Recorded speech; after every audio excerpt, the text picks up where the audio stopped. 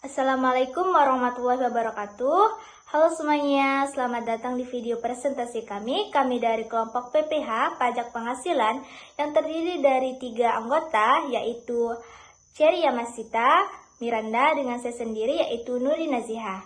Pada kesempatan kali ini kami akan membahas topik yang sangat penting dalam perpajakan, yaitu pajak air permukaan dan pajak atas barang dan jasa tertentu.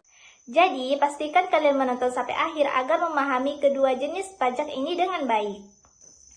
Baiklah, sebelumnya saya akan menjelaskan apa itu pajak air permukaan atau PAP. Pajak air permukaan adalah pajak yang dikenakan kepada siapa saja yang mengambil atau memanfaatkan air yang berada di atas permukaan tanah seperti sungai, danau, waduk, atau sumber air lainnya. Pajak ini diberlakukan sebagai upaya untuk mengoptimalkan pengelolaan sumber daya air, mencegah eksploitasi berlebihan, serta memberikan kontribusi terhadap pendapatan asli daerah. Penerapan pajak air permukaan ini bertujuan untuk agar pemanfaatan air permukaan dapat dilakukan secara bertanggung jawab dan berkelanjutan, baik oleh individu, industri, maupun sektor usaha lainnya. Dengan adanya pajak ini, pemerintah daerah dapat mengalokasikan dana untuk mengkonservasi sumber daya air, pembangunan infrastruktur terkait, serta peningkatan kualitas layanan air bagi masyarakat. Selanjutnya, objek pajak air permukaan. Objek pajak air permukaan ialah pengambilan atau pemanfaatan air permukaan yang digunakan oleh orang pribadi atau badan untuk berbagai macam keperluan, seperti untuk konsumsi perusahaan, perkantoran, dan rumah tangga. Yang pertama itu konsumsi perusahaan. Air permukaan digunakan oleh berbagai industri untuk mendukung operasionalnya. Misalnya pabrik tekstil memanfaatkan untuk pencucian kain, industri makanan dan minuman menggunakannya dalam proses produksi, serta perusahaan tambang memakainya untuk pencucian hasil tambang dan pengendalian debu. Selain itu, PLTA juga memanfaatkan air permukaan dari sungai atau waduk untuk menghasilkan listrik. Yang kedua, konsumsi perkantoran. Perkantoran dan fasilitas komersial menggunakan air permukaan untuk sistem pendingin udara atau yang kita sebut dengan AC, sanitasi, serta kebutuhan pegawai. Hotel dan restoran memanfaatkannya untuk laundry, kolam renang, dan dapur. Pusat perbelanjaan seperti mal juga menggunakan air untuk kebersihan, sistem toilet, dan operasional lainnya. Selanjutnya, subjek pajak air. Subjek pajak air adalah permukaan orang pribadi atau badan yang dapat melakukan pengambilan dana atau pemanfaatan air permukaan, baik secara perorangan maupun badan usaha. Mereka bisa berasal dari berbagai sektor seperti industri, pertanian, perkantoran, hingga rumah tangga yang menggunakan air permukaan untuk kebutuhan tertentu. Yang selanjutnya adalah wajib pajak air. Wajib pajak air adalah permukaan orang pribadi atau badan yang melakukan pengambilan atau pemanfaatan air permukaan. Wajib pajak ini adalah subjek pajak yang memiliki kewajiban membayar pajak atas pengambilan atau pemanfaatan air permukaan. Biasanya yang dikenakan pajak adalah badan usaha, perusahaan manufaktur, pertambangan, pembangkit listrik, dan sektor komersial lainnya yang menggunakan air permukaan dalam jumlah yang besar untuk operasional mereka. Selanjutnya, dasar pengenaan pajak air. Pajak air permukaan dapat dihitung berdasarkan nilai perolehan air yang dinyatakan dalam rupiah. Nilai ini ditentukan dengan mempertimbangkan beberapa faktor penting. Yang pertama yaitu jenis sumber air permukaan. Sumber air bisa berasal dari sungai, danau, waduk, atau mata air lainnya. Setiap jenis sumber memiliki nilai yang berbeda tergantung pada ketersediaan dan kualitasnya. Yang kedua, lokasi sumber air permukaan. Air yang diambil dari daerah yang sulit dijangkau atau jauh dari pusat distribusi mungkin memiliki nilai lebih tinggi dibanding dengan air yang diambil dari lokasi yang lebih mudah diakses. Yang ketiga, tujuan pengambilan atau pemanfaatan air permukaan. Pemanfaatan air bisa untuk industri, pertanian, rumah tangga, atau keperluan komersial lainnya. Penggunaan untuk industri biasanya dikenakan pajak lebih tinggi dibanding dengan penggunaan domestik. Yang keempat, volume air permukaan yang diambil atau dimanfaatkan. Semakin besar jumlah air yang digunakan, semakin tinggi nilai perolehan air yang dikenakan pajak. Volume air dihitung berdasarkan meter kubik yang diambil atau dimanfaatkan. Yang kelima, kualitas air permukaan. Air dengan kualitas lebih baik, misalnya air yang jernih dan tidak tercemar, memiliki nilai yang lebih tinggi dibanding air yang memerlukan banyak proses penyaringan atau pengolahan.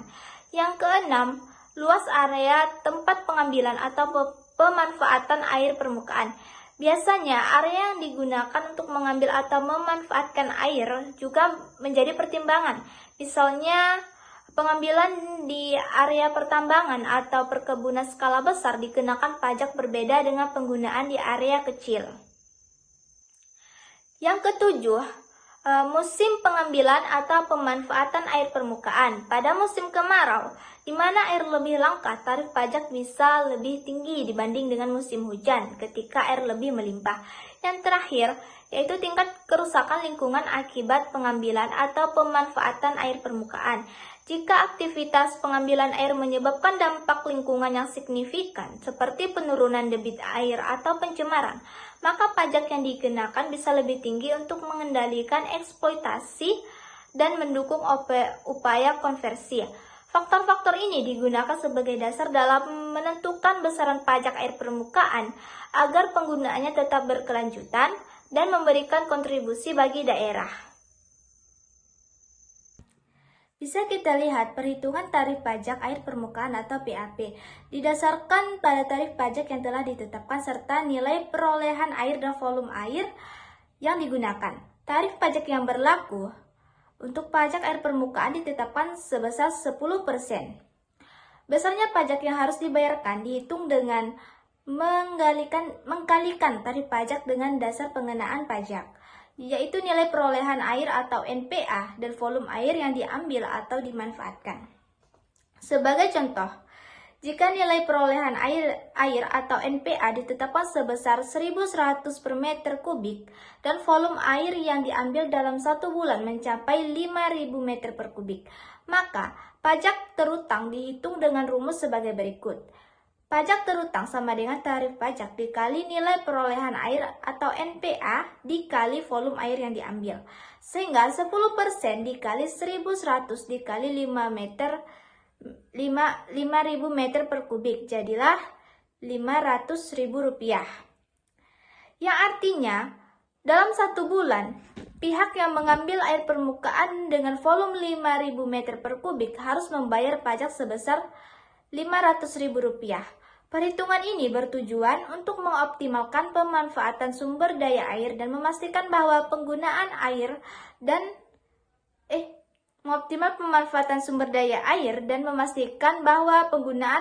penggunaan air permukaan tetap terkontrol serta memberikan kontribusi bagi pendapatan daerah. Oke, selanjutnya di sini saya akan menjelaskan tentang pajak atas barang dan jasa tertentu atau BPJT. Pajak atas barang dan jasa tertentu di Kabupaten Sambas, Kalimantan Barat merupakan bagian penting dari sistem perpajakan daerah yang bertujuan untuk meningkatkan pendapatan asli daerah atau PAD. BPJT mencakup beberapa objek pajak yang dikenakan pada barang dan jasa tertentu yang dikonsumsi oleh masyarakat.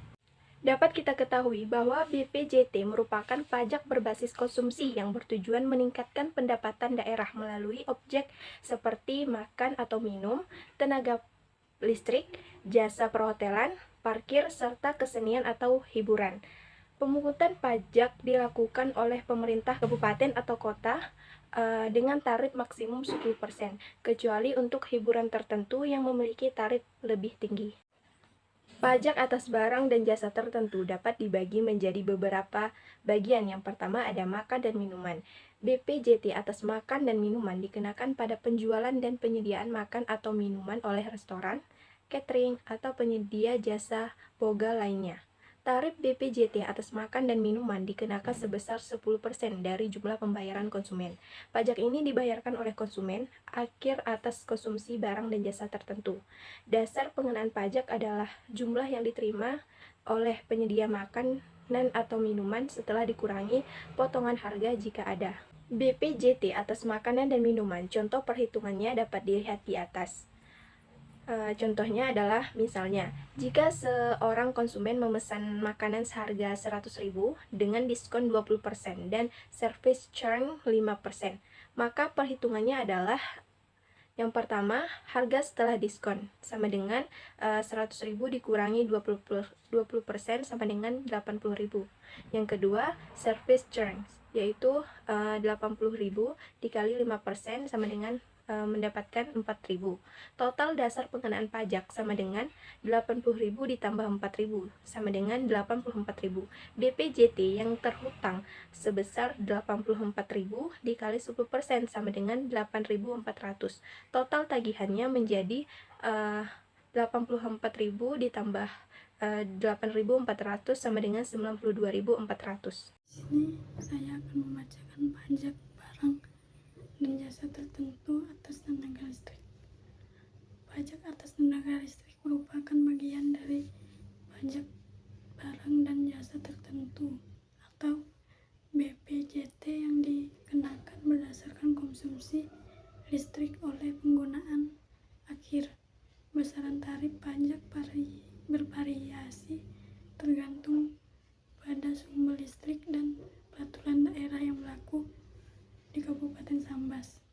Pemerintah berharap bahwa keberadaan pembagian listrik tenaga surya atau PLTS dapat membantu meningkatkan perekonomian masyarakat dan mendukung pendapatan daerah melalui pemungutan pajak dan sektor tenaga listrik.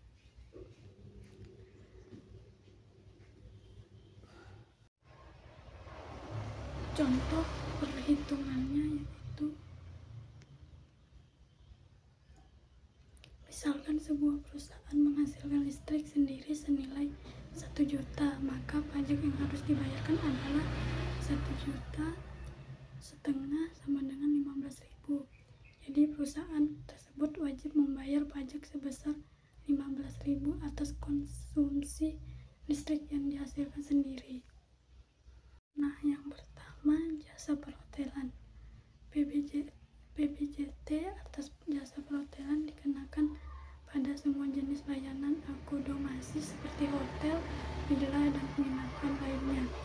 Pajak ini dibebankan kepada tamu yang menggunakan layanan tersebut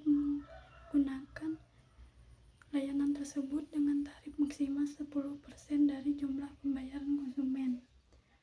Contoh perhitungannya, jika seseorang tamu menginap di hotel dengan tarif kamar 500.000 per malam, maka pajak yang dikenakan adalah 50.000, sehingga total biaya yang harus dibayar tamu menjadi 550.000.